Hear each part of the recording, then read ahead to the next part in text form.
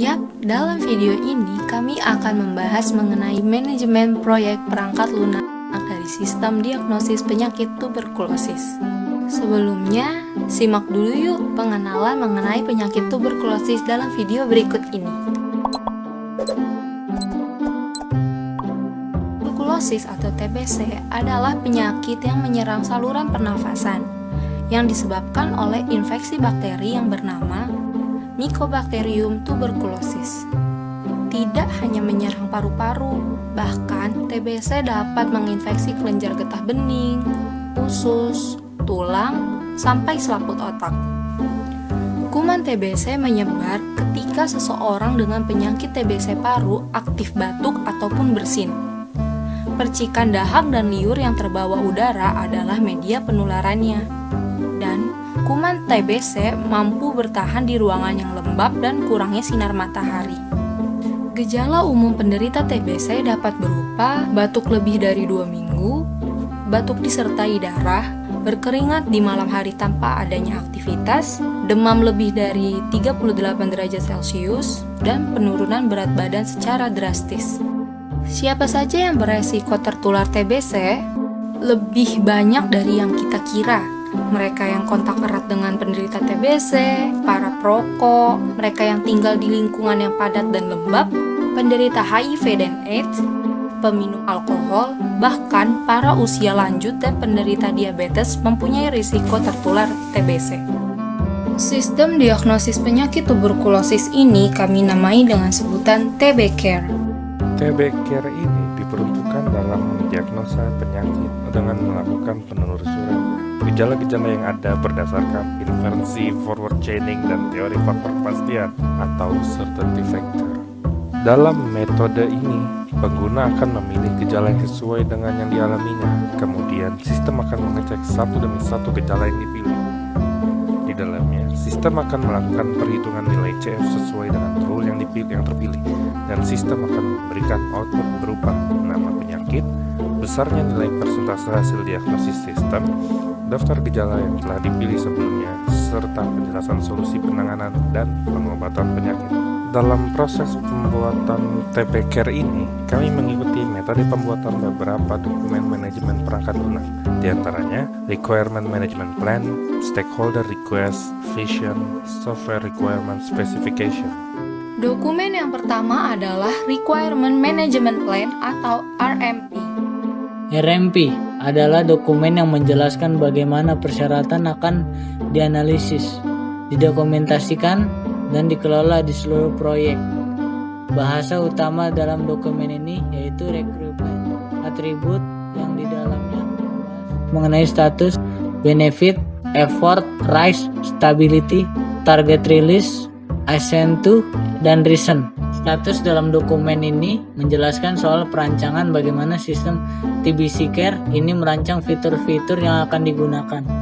Lalu benefit yang akan menjelaskan mengenai keuntungan dibuatnya sistem ini secara kritikal, important, dan useful. Effort terkait dengan pelaksanaan proyek, tim yang melakukan pembuatan sistem TBC Care berjumlah 3 orang dengan estimasi pengerjaannya sekitar selama 3 bulan. Kemudian risiko dalam perancangan proyek TBC akan menemukan risiko seperti error atau debu pada sistem yang dibuat atau mungkin risiko yang berasal dari sumber daya manusianya.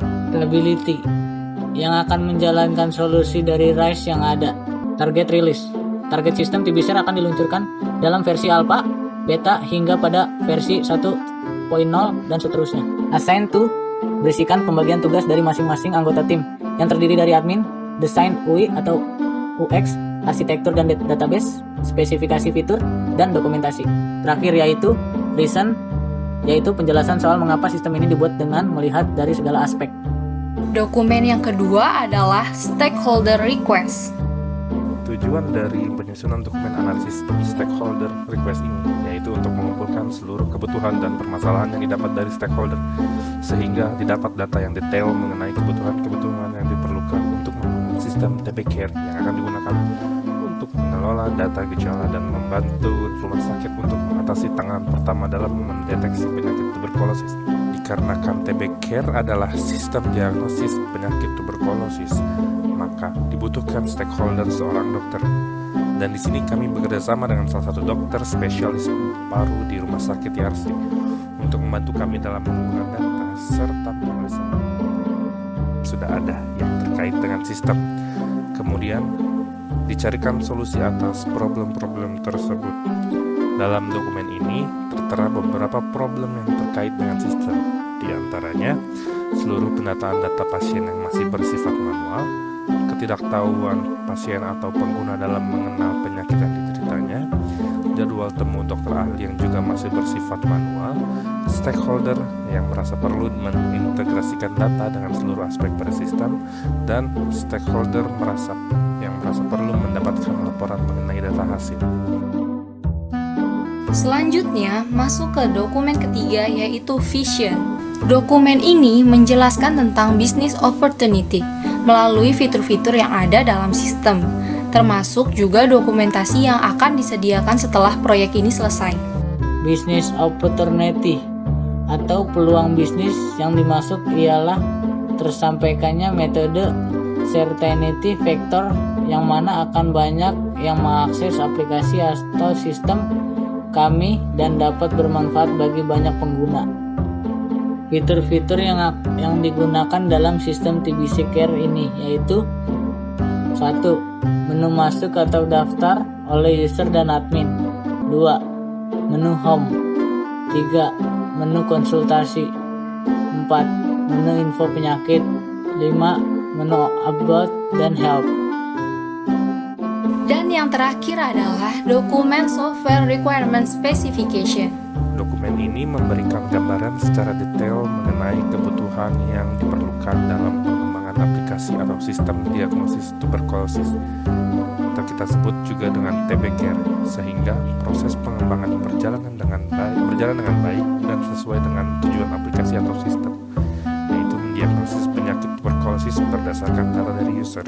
Dalam penggunaan sistem TB Care ini hanya diperuntukkan kepada pengguna yang berusia lebih dari 12 tahun atau hanya untuk pengguna pada usia produktif. Pada dokumen ini akan dijelaskan mengenai use case model. Dalam hal ini kami menggambarkannya dalam UML atau Unified Modeling Language yang menghasilkan use case diagram.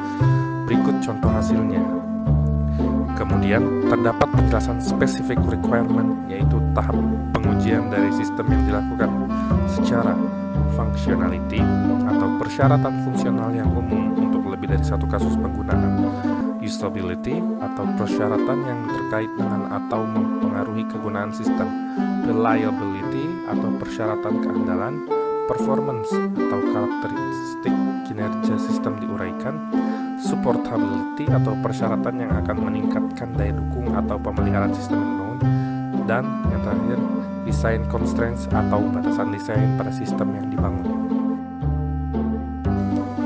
Beberapa dokumen yang sebelumnya sudah dijelaskan itu harus diurus antara klien dengan tim atau komunikasi antara tim, serta dalam pembuatan sistem TB Care ini juga. Tentunya terlalu banyak sekali hal-hal yang harus dikerjakan, dan dalam pengerjaan tersebut bisa saja terjadi disjunction communication atau miscommunication, dan mungkin ada beberapa hal yang harus ditangani lebih dahulu namun terlupakan. Sehingga kami memutuskan untuk menggunakan tools Avaza.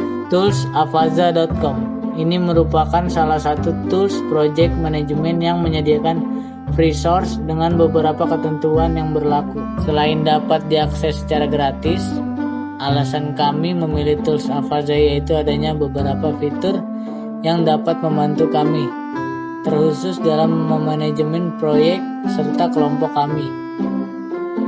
Beberapa fiturnya diantaranya yaitu Task Management and Collaboration. Fitur ini menyediakan untuk berkolaborasi proyek dan tugas dengan tim atau klien, membagi tugas, memvisualisasikan tugas dengan baik, serta adanya metode penganggaran proyek yang fleksibel. Time Sheets.